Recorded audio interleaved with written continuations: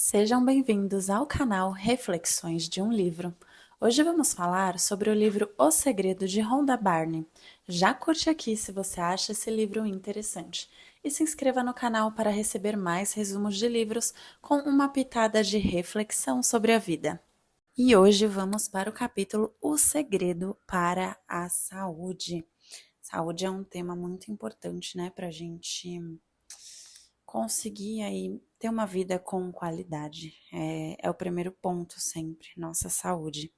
Então vamos ver o que as pessoas de maior conhecimento sobre a lei da atração falam sobre a saúde. E olha só que interessante, o Dr. John DeMartini, ele fala que a nossa psicologia cria a doença para sinalizar que a gente está com algum tipo de perspectiva sobre a vida desequilibrada.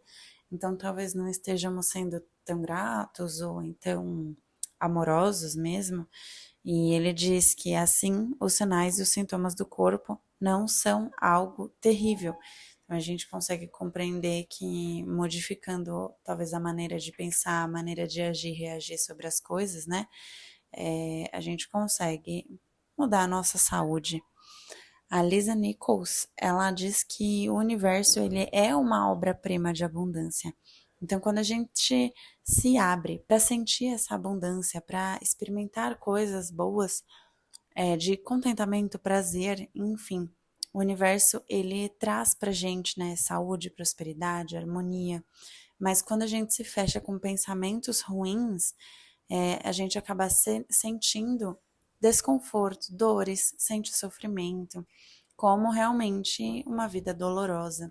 O Michael Bernard, ele afirma que se a doença pode ser criada com algum tipo de mentalidade negativa, né, digamos assim, porque a pessoa está com um certo desconforto na vida, ele afirma que isso pode ser revertido com um pensamento mais direcionado, aqui diz um pensamento certo.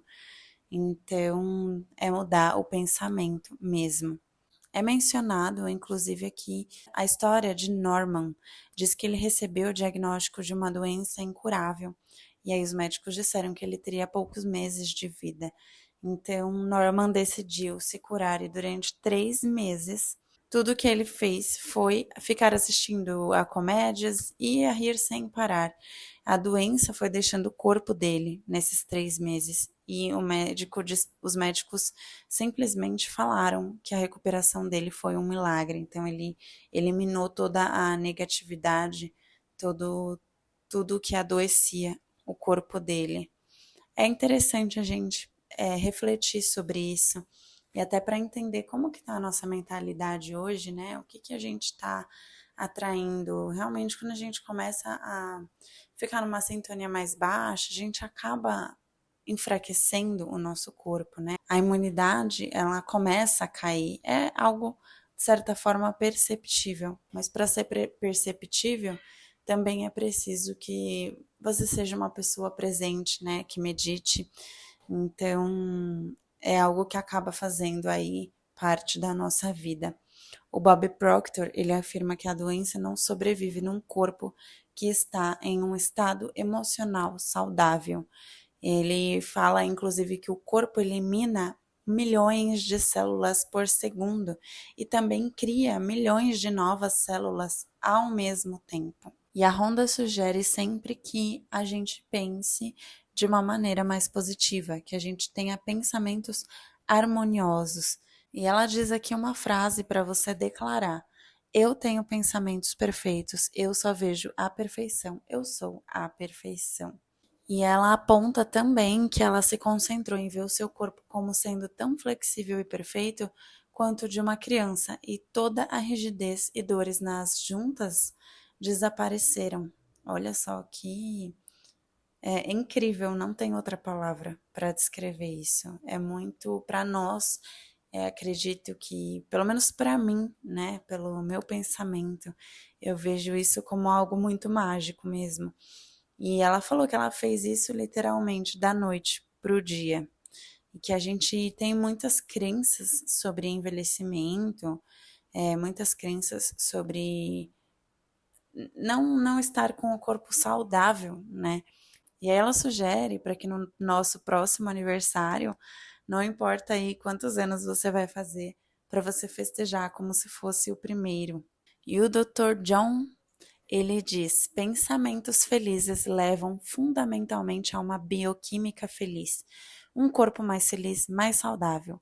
Foi comprovado que pensamentos negativos e estresse degradam seriamente o corpo e o funcionamento do cérebro, porque são nossos pensamentos e nossas emoções que continuamente remontam, reorganizam e recriam o nosso corpo. Quantas coisas você tem mentalizado aí no seu dia a dia que às vezes não estão sendo boas e ao invés da gente buscar uma solução, buscar pensar diferente, buscar ações diferentes na nossa vida, a gente muitas vezes fica reclamando, né? Como é importante a gente entender isso para realmente buscar uma maneira mais clara de enxergar isso, uma maneira mais feliz, como o Dr. John ele diz aqui, pensar feliz faz com que você tenha uma bioquímica feliz.